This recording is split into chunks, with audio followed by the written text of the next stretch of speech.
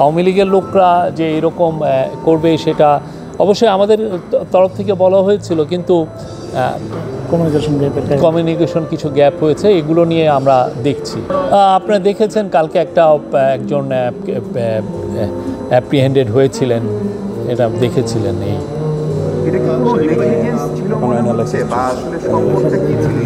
আমরা এই বিষয়ে একদম স্পষ্ট একটা বিবৃতি দিয়েছি। আমরা আপনাদেরকে আহ্বান করব বিবৃতিটা আবার একটু পড়বেন। 26 তারিখে স্যার যে বক্তব্য রাখবেন সেইখানে মূলত কোন বিষয়টা ফোকাস থাকবে, মানে বিশ্ব নেতাদেরকে উনি এবার কি বার্তা দিতে চান? না, একটা প্রথম কথা হচ্ছে যে ইন্টারিম গভর্নমেন্ট গত 14 মাস ধরে কি কাজ করলো, কি রিফর্মের কাজ করেছে, বাংলাদেশের যে গত 14টা মাস কত চ্যালেঞ্জিং ছিল, এবং সেই বিষয়ে এই চ্যালেঞ্জগুলো উত্তরণের জন্য এই গভর্নমেন্টে কি কাজ করেছে, ইলেকশনের প্রিপারেশনটা আমাদের কীরকম, প্লাস হচ্ছে গ্লোবাল যে জিও পলিটিক্যাল যে অনেকগুলো ইস্যু এসছে সেগুলো নিয়ে কথা বলবেন। রোহিঙ্গার ইস্যু থাকতে পারে, তো অনেকগুলো যেগুলো আমরা আমাদের গভর্নমেন্টে যে কাজ, তারপরে ট্রায়ালের বিষয়ে আসবে, রিফর্ম, ট্রায়াল এবং ইলেকশন তো আমাদের 3টা প্রধান কাজের অন্যতম 3টা প্রধান কাজ, সেগুলো বিষয়ে আসবে। প্লাস হচ্ছে যে উনার গ্লোবাল যে লিডারদেরকে উনার পার্সোনাল কিছু মেসেজ আছে সেগুলো উনি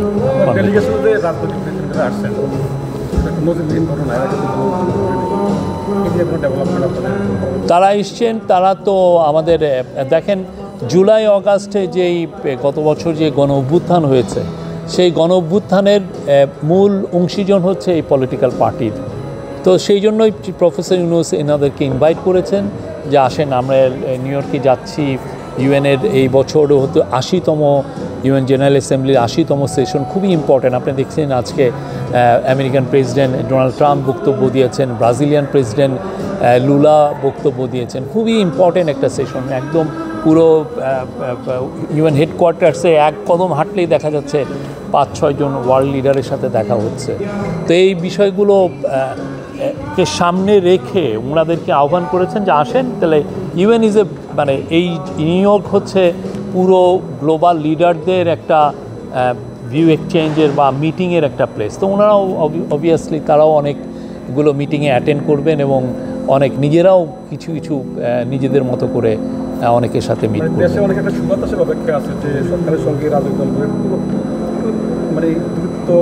কোনো দূরত্ব হয় নাই।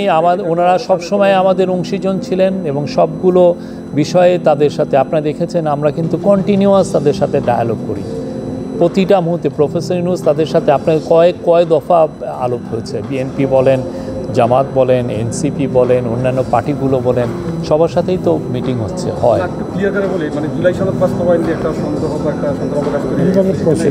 এটা একটা প্রসেস, এটা নিয়ে আমরা অডিট না, এটা ন্যাশনাল কনসেনসাস কমিশনের সাথে আমাদের পলিটিক্যাল পার্টি নিয়মিত বৈঠক করছেন এবং সামনের বৈঠকগুলোতে আমরা আশা করছি যে এটা একটা শান্তিপূর্ণভাবে এটার একটা সমাধান হবে।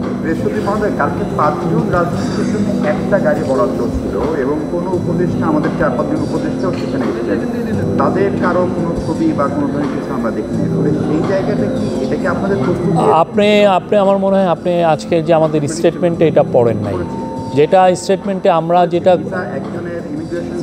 আমাদের যেটা ছিল, আমি আবারও বলি, তাদের 5 জনই আমাদের সাথে আসার কথা ছিল এবং সেইখান থেকে আমরা ঢাকার থেকে ওই বিষয়ে আমরা প্রিপারেশন নিয়েছি এবং সেই অনুযায়ী যথাযথ কর্তৃপক্ষের কাছে তাদের লিস্টও গিয়েছে এবং সেই অনুযায়ী তারা নেমে আমাদের সাথে যেই কনভয়, সেই কনভয় নিয়ে আসবেন। ওনারা আধা ঘন্টা ওইখানে বসেও ছিলেন, কিন্তু একটা ভিসা সংক্রান্ত একটা জটিলতার কারণে ওই দিক দিয়ে আসছে।